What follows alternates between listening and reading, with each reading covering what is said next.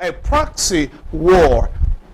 And I kind of like what somebody made a comment. It says, what is happening between Ukraine and Russia is that this is their comment. They said that it's basically America's using Ukraine as a proxy country basically to do war with Russia. But that is their opinion. But what I see here is pretty much what is happening here is that Rwanda is using the M23 to do war with the DRC. So it's a proxy war.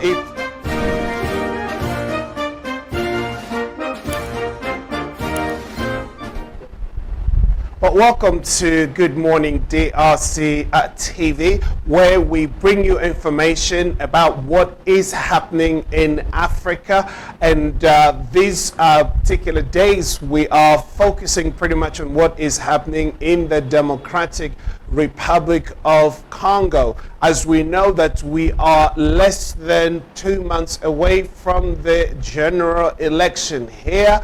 That means that there is so much that is currently unfolding and information that we need to bring to your awareness. Before I go on, can I please ask you, if you have not yet subscribed to this channel, then please to subscribe to our channel, share this link, and give us thumbs up. It allows us just basically to carry on doing what we do and also to bring you the content that we know or think you would like. I just wanted to touch on what is currently transpiring in the eastern part of Congo. Many of you, our viewers, you would know, or if you know anything about the Democratic Republic of Congo, that there has been, and I've talked about this on a number of times, that there are a lot, or there has been a long over the past maybe 25 years, war that has broken out in the eastern part of Congo, because there are different militia groups that have been armed by multinational groups and neighboring countries in order to secure, if you like, mining concessions and be able to exploit the mining industry in the eastern part of Congo.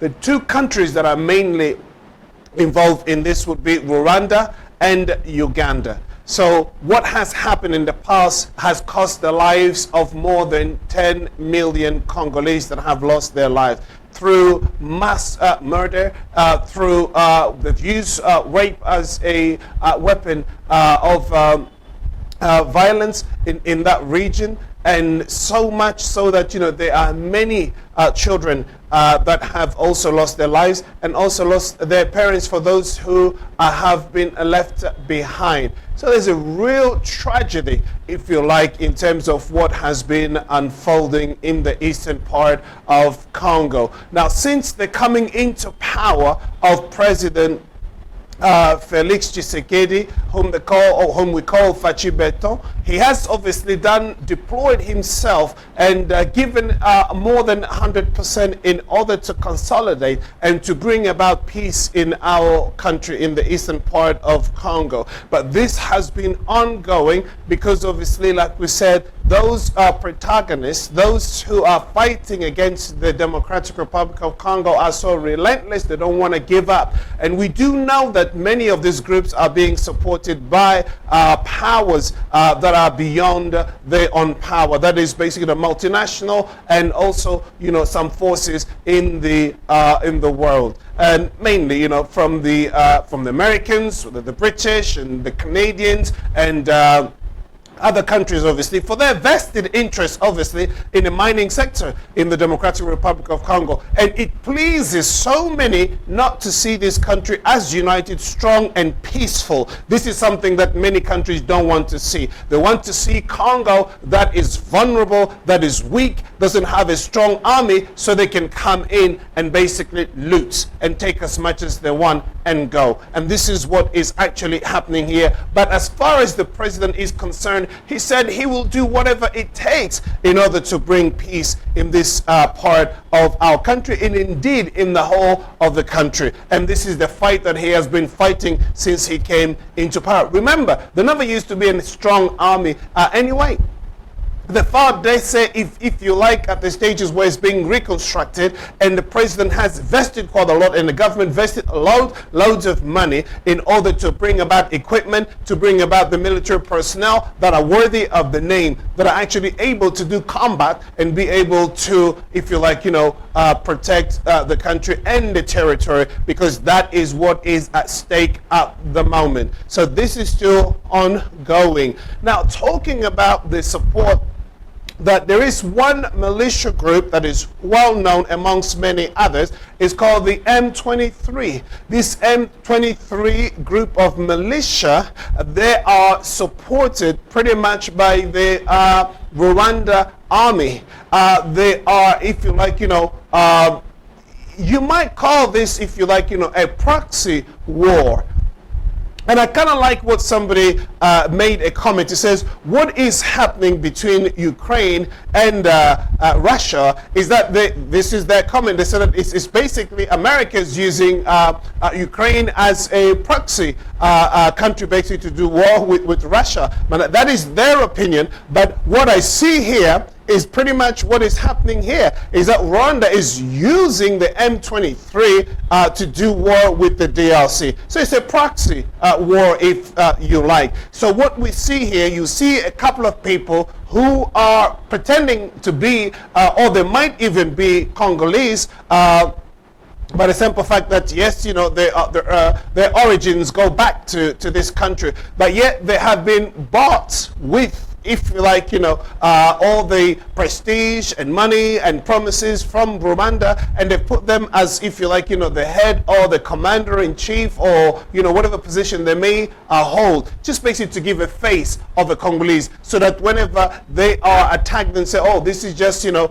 branch of the Congolese people who are trying to protect themselves from so-and-so. And this has been obviously going on for a number of, years up until now. Now, what has happened recently in the last 2 days is that the Congolese army have been able to identify if you like, the armament and ammunition that is going to the M23. This rebel group, this M23 group, is being supported not only by Rwanda, but apparently the Monusco. Monusco is also playing a double game, if you like. They came to protect the Congolese from any rebels and all those militia groups, but since they've been here, nothing has happened to that effect. They've been protecting maybe some mining concession for their, whoever pays or whoever actually supports them being here.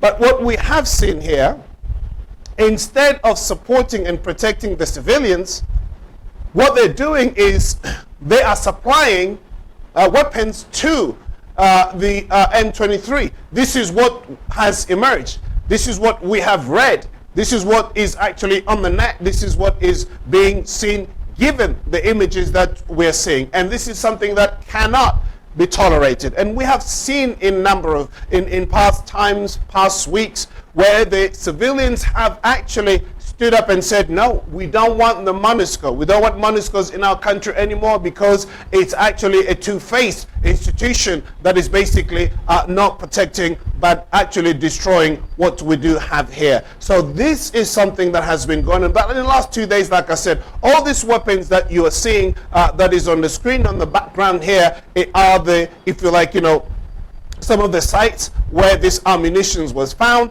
And these ammunitions is actually, if you like, being supplied to M23. You wonder, where do these people get their weapons? And I understand that, not too long ago, 2 months out, 3 months now, when the head of the Monusco, United Nations, Guterres, he made a statement saying that the M23 possesses weapons that are so sophisticated that the the Monusco don't even have it. Therefore, saying that, okay, we cannot control them, we cannot fight against them. I mean, what kind of institution is that, that you come into a country to protect the civilian, to bring about peace, you know, and you're claiming that the rebel group have an armament that you don't have, and you can't, for that reason, be able to tame them or control them.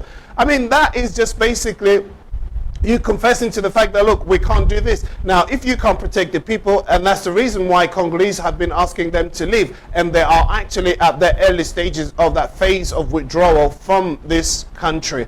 But yeah, just wanted to let you know that this is what the situation is. We can see ammunition coming into the DRC in order to support the M23. And I'll bring you in another video where we have seen images of soldiers actually coming from Rwanda, crossing the border to come into the DRC in order to fight this proxy war. And I tell you that this battle or war is taking another twist, because simply the president in the Democratic Republic of Congo said enough is enough, and he's not going to allow any country to aggress the Democratic Republic of Congo. Now, we are able to defend ourselves, and we are able to do what we could not do before. And this is what is unfolding right now. So just wanted to let you know that these are, you know, some of the images that we have for what we have received recently. Ammunition coming from outside supplying the M23. And this is not a good situation.